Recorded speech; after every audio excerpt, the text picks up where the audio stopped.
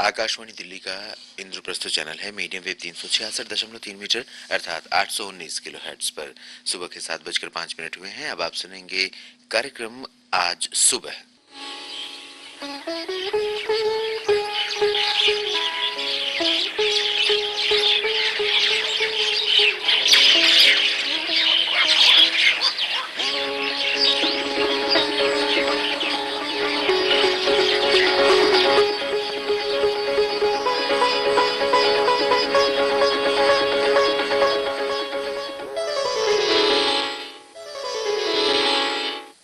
आज सुबह कार्यक्रम सुनने वाले सभी श्रोताओं को नमस्कार।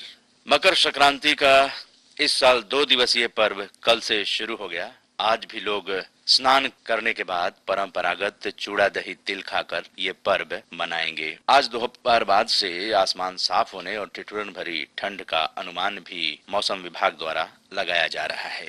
अब सूर्य धनु राशि से मकर राशि में प्रवेश कर चुके हैं, यानी मौसम धीरे धीरे बदलता जाएगा और धीरे धीरे मौसम में गर्मी भी आनी शुरू हो जाएगी। आज पूर्व प्रधानमंत्री गुलजारी लाल नंदा की पुण्यतिथि है। इन्होंने 2 बार भारत के कार्यवाहक प्रधानमंत्री का कार्यभार संभाला था।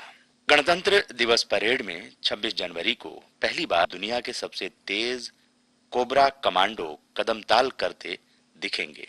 सीआरपीएफ का ये दस्ता राजपथ की परेड में शामिल होकर राष्ट्रपति को सलामी देगा। आज भारतीय सेना का 67वां सेना दिवस है। युद्ध एवं शांति काल में राष्ट्र का गौरव है भारतीय सेना। दिल्ली विश्वविद्यालय चुनाव के लिए अधिसूचना जारी होने के साथ ही नामांकन की प्रक्रिया शुरू हो गई है, जो 21 जनवरी तक जारी रहेगी और दिल्ली में चुनाव आचार संहिता लागू हो गई है। आप आकाशवाणी के इंद्रप्रस्थ चैनल पर आज सुबह कार्यक्रम सुन रहे हैं और मैं हूं आपका दोस्त उदय कुमार मन्ना। श्रोताओं, आप सबको मकर संक्रांति की हार्दिक शुभकामनाएं। अब आईआईटी के सभी छात्र आईआईएम से प्रबंधन पढ़ सकेंगे। 2 माह की प्रबंधन की पढ़ाई में 6 विषय पढ़ाए जाएंगे। इसमें 120 अंक दिए जाएंगे जो कि मुख्य परीक्षा का हिस्सा होंगे।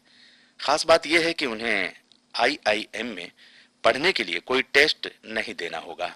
इसके अलावा आईआईटी के प्रबंधन कोर्स के छात्र भी आईआईएम में पढ़ाई कर सकेंगे। सबसे पहले आईआईटी दिल्ली आगामी सत्र से इस योजना को शुरू करेगी। 11 जनवरी को भारत के पूर्व प्रधानमंत्री लाल बहादुर शास्त्री की पुण्यतिथि थी।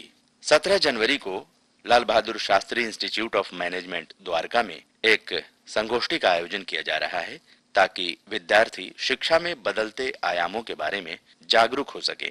लाल Bahadur Shastri institute of management के निदेशक डॉक्टर आर्य कुमार ने आकाशवाणी को ये बताया। So our main concern is to impart an education that prepares students to face the corporate challenges in a socially responsible manner and along with that to create jobs so as to take up entrepreneurship as a key role in the economy and create a wealth and the employment for the future generations to come. Now, education is a vital tool for the development of any economy, and the leading institutions like the Lal Bahadur Shastri Institute of Management has been contributing its pioneering efforts by continuously innovating in the field of education to foresee the emerging future scenario in a business and the economy as a whole and come out with new courses, new linkages to the industry and new ways of teaching so that students are far more confident and courageous to face future challenges. Doctor Arya Kumar, courses में क्या बदलाव हो रहे हैं? New dimension हैं new age marketing को लेकर? हम लोग स्टूडेंट्स के बेनिफिट के लिए कई तरह के प्रोग्राम्स करते हैं। उनमें से समिट और कॉन्फ्रेंसेस का एक अपना महत्व है। हर साल हम 3 या 4 एरियाज में स्टूडेंट्स के बेनिफिट के लिए मार्केटिंग समिट, फाइनेंस समिट और एचआर समिट करते हैं। ये 3 एरियाज हैं जिसमें हमारा स्पेशलाइजेशन है और तीनों एरियाज में हमारा एक मेन पर्पस जो होता है वो ये है कि हम इंडस्ट्री लिंकेजेस को ज्यादा इंटेंसिफाई करें और स्टूडेंट्स को एक इंडस्ट्री का जो पर्सपेक्टिव है वो इंडस्ट्रियल एक्सपर्ट्स के थ्रू दिया जाए और साथ में हमारे जो रिसर्चर्स, फैकल्टी, कोलीग्स हमारे इंस्टीट्यूट के और अदर इंस्टीट्यूशंस के उनके इन्वॉल्वमेंट से एक इंडस्ट्री और एकेडमिशियंस का एक स्ट्रॉन्ग लिंकेज बने और इस लिंकेज के थ्रू हमारे 2 मेन पर्पस होते हैं। एक तो इंडस्ट्री क्या स्टूडेंट से एक्सपेक्ट कर रही है, दूसरा कि फ्यूचर जो ब्रीड ऑफ स्टूडेंट्स हैं जब वो इंडस्ट्री में जाते हैं तो कैसे क्विकली अडेप्ट करें। और तीसरा मेन पर्पस होता है कि हमारे जो कोर्स करिकुलम है उसमें हम कंटेंट में बदलाव दे रहे हैं और नए कोर्सेज इंट्रोड्यूस करें। अब जैसे ई मार्केटिंग है, ई मार्केटिंग और एम कॉमर्स एक बहुत बड़ा इमर्जिंग एरिया है। इसने पूरे भविष्य को कंप्लीटली चेंज कर दिया है। The way the customer is to be seen today by the producer, be it a service industry or a product industry, has completely undergone a change. And the internet era, wherein today we find around 30% of the world population is internet connected, and the fastest growth in internet connectivity is taking place amongst the emerging markets, be it India, China, Russia, Brazil. So these countries are going to change the whole profile of a global business through internet. Because now reaching to the customer globally has become very easy. But at the same time, although it has given big number of opportunities to the producers, but at the same time has produced greater complexity in understanding the customer mind. The second danger which has emerged today's era is, earlier we were focused and directed to the customer, but through this technological revolution in the area of communication, when we reach simultaneously to all stakeholders, be it a government, be it social organization, be it activist, be it customer. So we have to be sensitive in terms of coming out with the innovative ways, not only to reach customer, but to multiple stakeholders, so that about our product and service, a right message in building loyalty of a customer, a brand reaches. Otherwise it could be counterproductive too. जैसा कि digital marketing और make in India approach है, इसमें एक बहुत ही बड़ा transformation आने वाला है आने वाले सालों में। जिस तरह से बाहर की कंपनियां भारत में इन्वेस्ट कर रही हैं, किस तरह से हमारे जो स्टूडेंट हैं उनके काम आ सकें, इस तरह के इंस्टीट्यूट में किस तरह की तैयारियां हैं? देखिए, आज जो मल्टीनेशनल कंपनीज हैं और फॉरेन डायरेक्ट इन्वेस्टमेंट है, इसका हमारे देश के लिए एक बहुत बड़ा महत्व है। इसका बड़ा महत्व इस कारण है कि चाइना और इंडिया एक बहुत बड़ी मार्केट फोर्स है और यहाँ प्रोडक्शन के लिए जो रिसोर्स बेस है इंटेलेक्चुअली और human capital point of view से वो बहुत ही स्ट्रांग है। ये एक सबसे बड़ा कारण है कि हमारे यहाँ एफडीआई अट्रैक्ट हो रहा है, अदर देन जो favourable ecosystem by government policies framework develop हो रहा है। और इसमें हमारे जो स्टूडेंट्स का रोल है, जो फ्यूचर जनरेशन का रोल है, वो बहुत ही बड़ा रोल होगा, क्योंकि जब एफडीआई यहाँ आएगा तो उसमें जो ह्यूमन कैपिटल है जो हमारे एजुकेशन इंस्टीट्यूशन से निकल रहा है और जो यंग माइंड्स हैं उनका contribution in production of goods and services, in innovations, in giving a new approach to the whole corporate world, एक बहुत ही बड़ा रोल होगा। ऐसी कोई बात जो हम आपसे पूछ नहीं पाए जो आप हमारे श्रोताओं को बताना चाहें?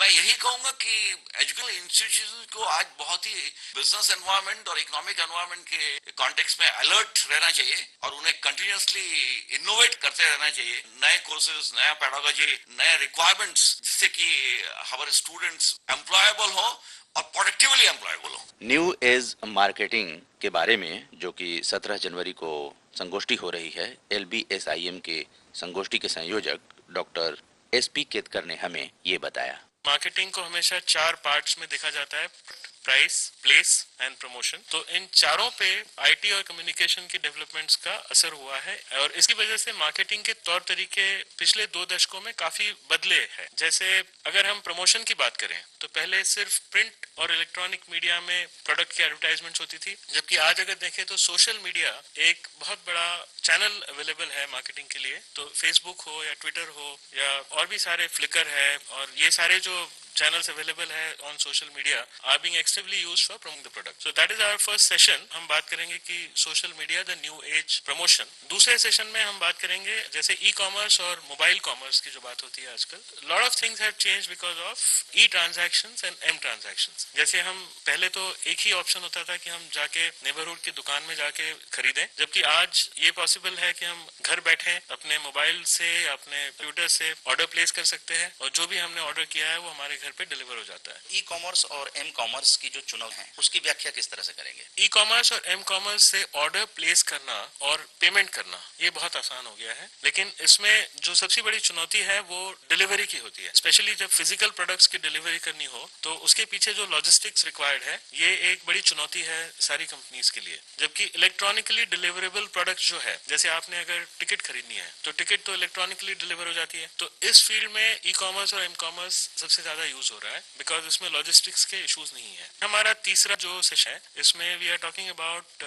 Use of these new media for governance, जिसमें एक तो हम बात कर रहे हैं कि governance as a product, development और गवर्नेंस की हमेशा बात हुई है। बहुत सारी कंपनीज कहती है कि आप अगर हमसे प्रोडक्ट खरीदते हैं तो 2% of the revenue will be contributed for child care और सस्टेनेबिलिटी का कोई प्रोजेक्ट हो उसमें कंट्रीब्यूट करेंगे। तो rather than just selling features and benefits of the product, companies ये कह रही है कि आप हमसे माल खरीदें और आपसे जो रेवेन्यू आए उसका कुछ प्रतिशत एक अच्छे कॉज के लिए कंट्रीब्यूट करेंगे। That is a focus for our third session. इसमें जो कोर्सेज हैं विद्यार्थियों के वो कितना सपोर्ट करेगा ये? अगर हम देखें मार्केटिंग के कोर्सेज में काफी बदलाव आया है इन द लास्ट 2 decades और डिजिटल मीडिया और डिजिटल मार्केटिंग या social media marketing, e commerce, इस तरीके के नए नए कोर्सेज भी इंट्रोड्यूस किए गए हैं फॉर पोस्ट ग्रेजुएट स्टूडेंट्स। किस दिशा में हम और आगे बढ़ रहे हैं और फ्यूचर क्या है? More of these course will be introduced and इसका जैसे एप्लीकेशन बढ़ेगा, जैसे इम्प्लीमेंटेशन में ये ज्यादा एक्सपीरियंस करेंगे लोग, तो इसमें स्किल्स भी रिक्वायर्ड होंगे अलग तरीके के, जैसे using social media for promoting a product और डिस्ट्रीब्यूशन के एरिया में सप्लाई चेन, लॉजिस्टिक्स, इस एरिया में काफी डेवलपमेंट की रिक्वायरमेंट होगी। So these are new fields which will emerge to support transactions on mobiles and internet. उद्घाटन कौन करेंगे? उद्घाटन के लिए हमारे यहाँ श्री NK गोयल जो CMAI के प्रेसिडेंट है, ये 17 जनवरी को सुबह 10 बजे उद्घाटन होगा।